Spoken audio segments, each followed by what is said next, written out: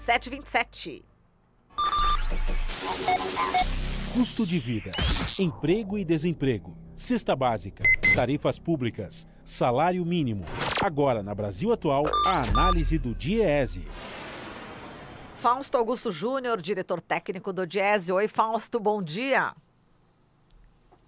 Bom dia, Marilu. Acabamos... Marilu, eu não estou te ouvindo, Marilu. Tem algum problema na ligação. Então vamos tentar. Vamos ver aqui o que está acontecendo para você me ouvir. A gente talvez ligue para você novamente. Acho que é melhor. Você não está me ouvindo, nós vamos ligar para você novamente. Vamos ver se a gente ok, ele não está ouvindo, nós vamos ligar para você de novo, viu, Fausto? Agora acho que ele percebeu, né, que saiu aí da tela, voltou aqui para o estúdio e agora a gente vai tentar novamente aqui, não sei se pelo Skype ou por telefone, o Fausto Augusto Júnior, que já entrou na matéria anterior também, né, com a equipe do Brasil de Fato, sempre uma fonte importante, né, na área econômica. E a gente vai falar aqui sobre o investimento na economia, né, que despencou no final de 2019. Né? Só más notícias, né, na área econômica. Tivemos aí o PIBinho de 1,1% e vamos também falar do investimento na economia. Olá, Fausto, agora você está por telefone, né?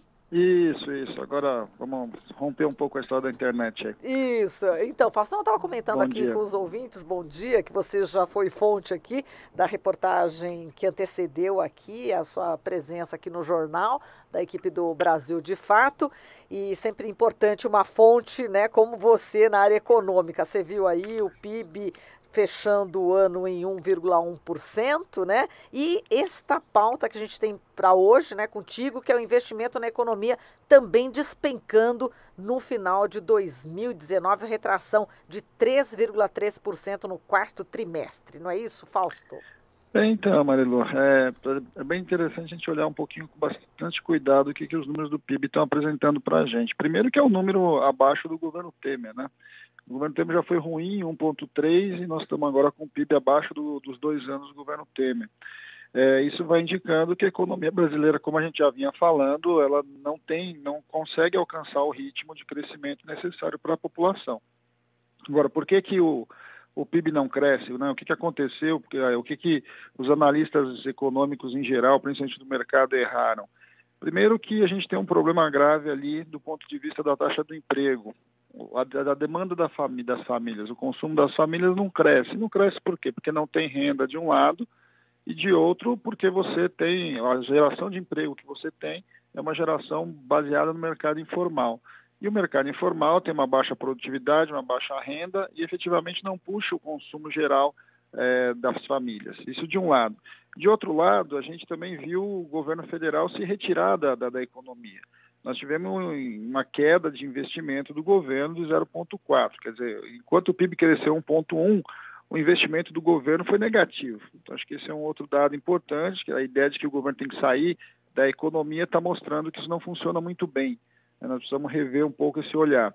A outra questão que sim chama bastante atenção e nos deixa bastante preocupados é que a indústria hoje está com a menor participação no PIB de toda a sua história, 11%. No caso, a indústria cresceu 0,5% somente, e a indústria de transformação, ou seja, essa indústria que produz as coisas mesmo, né, o celular, a televisão, o carro, ela cresceu só 0,1%, ou seja, basicamente andou de lado.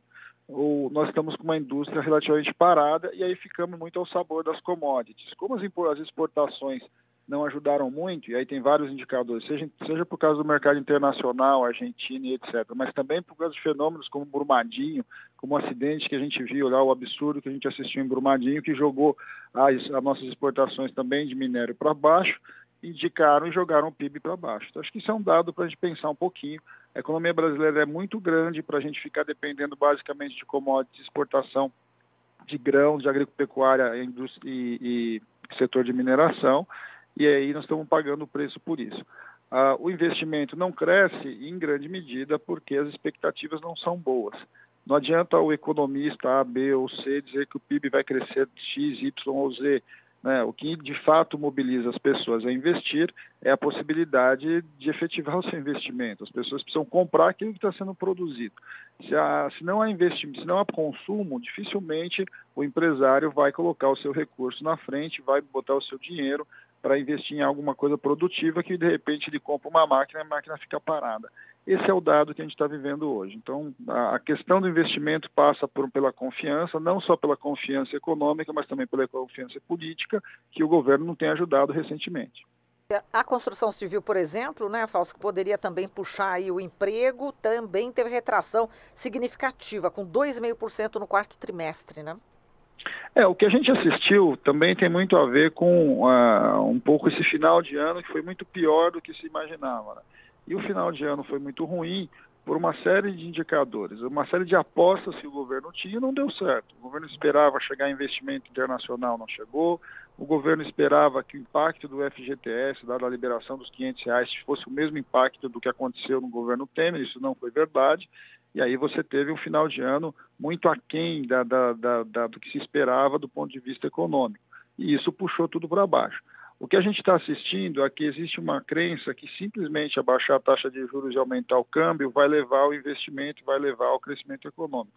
Isso não é exatamente verdade, né? Porque a taxa de juros no mundo está muito baixa, o crescimento em geral no mundo está muito baixo e isso não chega assim tão fácil aqui no Brasil.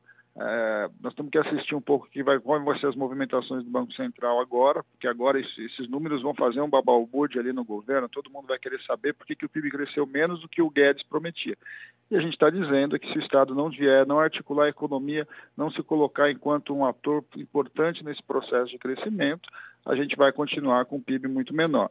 E tem que olhar para a questão do emprego. Sem olhar para a questão do emprego, sem olhar para a questão da melhoria das condições mínimas de trabalho, das formas de contratação e da elevação salarial, as famílias não consomem. O que puxa crescimento econômico é consumo, é a necessidade das pessoas comprarem mais, buscarem as suas necessidades, suprirem as suas necessidades econômicas. Enquanto o governo achar que a única forma de você crescer é a austeridade fiscal, ou seja, o governo sair cada vez mais da economia, a gente muito provavelmente vai continuar patinando. Feito, Fausto.